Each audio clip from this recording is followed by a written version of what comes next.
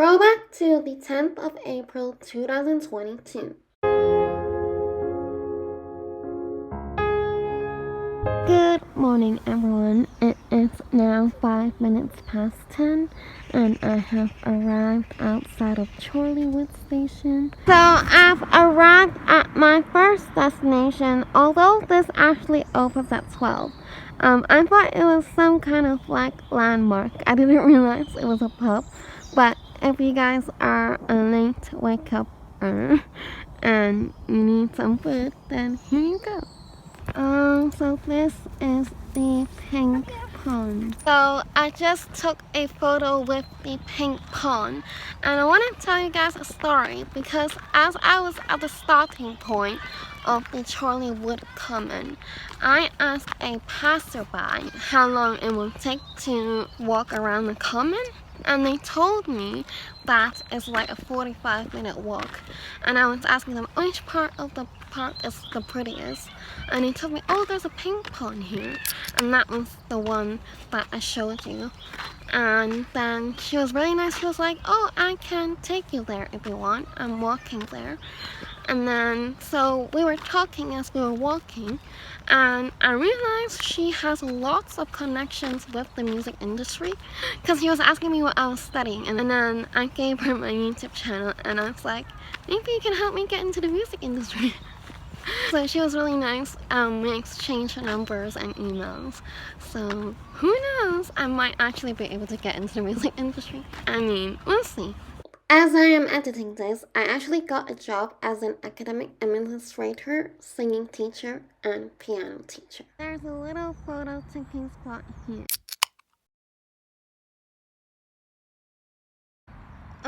So the reason why there are so many ponds in this park is because it allows a wide variety of species to inhabit the variety of habitats that each stage provides. Oh wow, there's an eagle, obviously a fake one, and a crocodile here. I'm gonna take one of both of them.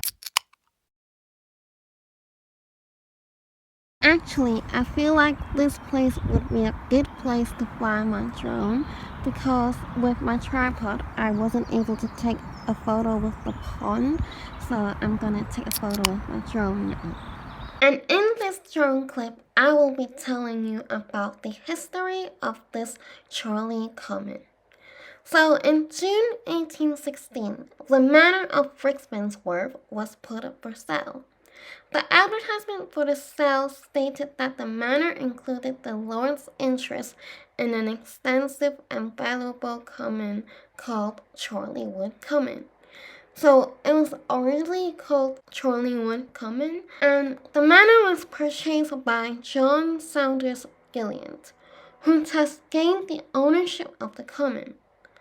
On 30th of October 1861, Gilliant also purchased the Cedars estate, which then comprised a large mansion and outbuildings and about 647 acres of land, of which about 591 acres were farmland, including Wyatt's Farm, Apple Tree Farm, Penn Farm, Hall Farm, Long Hill Farm, and Catnip's Farm. He demolished the old mansion and built a larger and grander one, which is the present Cedars House. J.S. Gilliant died in 1912 and left the Cedars estate to his son Babington Gilliant, who sold it in 1914 to the Darvilles.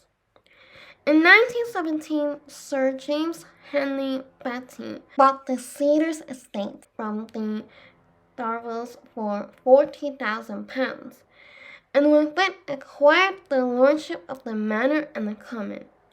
His wife, Lady Violet, did not like the cedar. They moved to Meeting House Farm, which they renamed the Manor House. The Cedars Mansion and 50 acres of land were given by J.H. Batty to the RNIB and converted into a school for blind girls.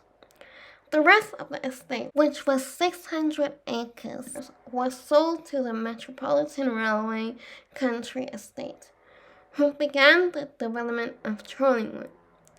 Batty retained the lordship of the manor and the common. In 1921, J.H. Batty wished to give the common to Chorleywood. Earned the Shriek Council as a memorial to those men of Chorleywood who fell in the Great War. In order for the common to be given separately from the lordship of the manor, it was necessary for the UDC to take on the powers of a parish council under Section 18, subsections of the Local Government Act 1894, and these powers were duly confirmed by order of the Ministry of Health on 11th April 1921, enabling the UDC to accept the gift of the common for the benefit of the inhabitants of the parish of Chorleywood. So I just saw these gorses and I thought this might be a good photo taking spot. And there is also a beautiful pond here. According to a passerby, this is the last pond for this common. So I'm gonna take a photo here as well. So this is the golf course, and I think this is the end of the park. I actually met the lady right there at the entrance of the common. I'm currently walking to Little Chalfont Nature Park, and I saw this post box. I'm gonna take a photo here. And I realized there is a Chorleywood Library Barfield Farm, but I don't think I'm gonna go in because I don't like animals anyways, and it seems like there's not much to see either. I'm 18 minutes away from the Little Nature Park, and I saw these beautiful service berry trees, and I want to take a photo here. Wow, look at this beautiful saucer magnolia tree. I'm gonna take a photo here. So I am inside this Chanak Restaurant because I was getting a little hungry. And I ordered this roast lamb. And it's kind of like a Sunday roast, but it's not. And then I got some rice and some bread. Actually, it comes together. They also have this cool little photo taking spot here. So I'm gonna take a photo now. So I finished the roast and it was so full. Like I took an hour and a half to eat it and it's now 4:10. So why does this mirror make my face look so round? Cook's Lane is the next thing on my list. So I searched on Google after to see in Cook's Lane. And it's like houses again. But anyways, the Little Nature Park, I think that is the entrance. I learned that it was built in 2011 because a public appeal raised enough money to purchase 4.6 acres of land. So I'm gonna walk around this land. So I feel like the prettiest spot of the park is here. I was reading this sign and it says that for a real treat, come to the park very early and you may be able to see an owl. But unfortunately I do not live here, so I can't do that. And they also said in the warmer months you can see these animals or insects. Ooh, these woods are quite special. I'm gonna take a photo here. Wow, this park is literally this small. Although I did see a woodland there, but I saw there was a sign saying there's like poisonous mushroom there, so I don't wanna go into it. And also, this park has been opened to the public in 2016. I think I'm gonna fly my drone now. And in this drone clip, I will be telling you a little bit about the Little Chalfont Nature Park. It is in the heart of Buckinghamshire village of Little Chalfont and within the Chilterns area of outstanding natural beauty. It has been created from the original preserved natural grassland and woodland by the village community. It is owned by Little Chalfont Charitable Trust, Oh, is that why it's called Little Chalfont Nature Park? And it was run by Little Chalfont Parish Council. And they are open to visitors from dawn to dusk all year round. And although it is only 4.6 acres, Little Chalfont Nature Park contains a rare wildflower meadow, old woodlands, and relics of its past as a farm, cherry orchard, and pits for extracting clay to make bricks. There's marked paths, a place for picnics, and a storytelling arena.